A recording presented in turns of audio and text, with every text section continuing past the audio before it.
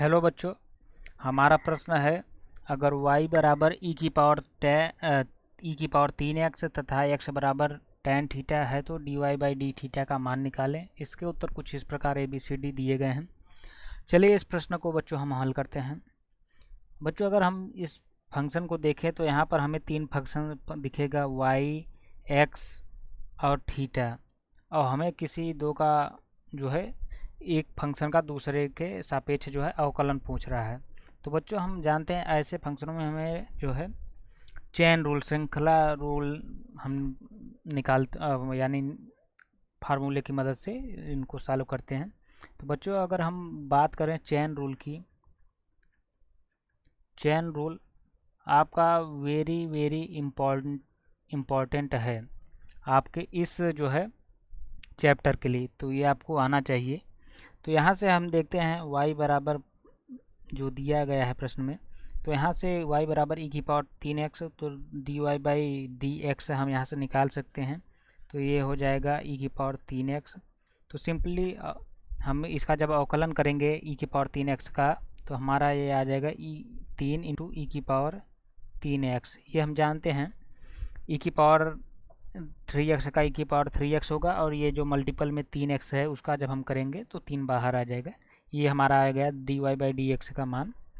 अब सिंपली फिर ये हमें दिया है x बराबर tan थीटा, तो यहाँ से हम dx बाई डी थीटा का मान निकाल सकते हैं। तो ये हो जाएगा tan थीटा। अब यहाँ से जब हम इसको सॉल्व करेंगे तो ये tan थीटा का जो है थीटा के सापेक्ष होता है सेक स्क्वायर थीटा, ये होता है।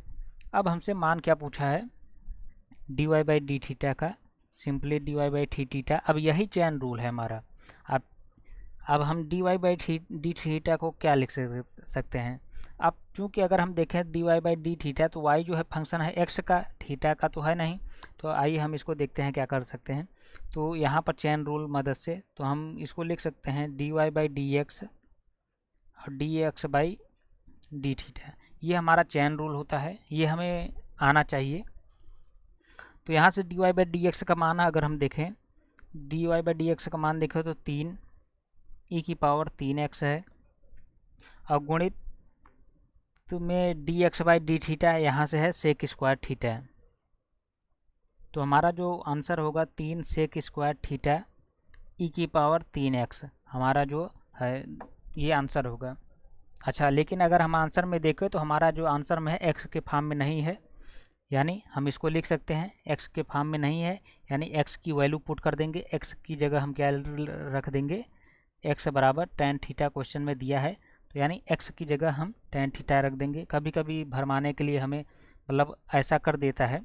तो यहाँ सिंपली ये हो जाएगा 3 sec square theta e⁻3 tan theta, यानी हमारा जो फाइनल आंसर है 3 sec square theta e⁻3 tan theta, यानी डी करेक्ट आंसर है। Thank you.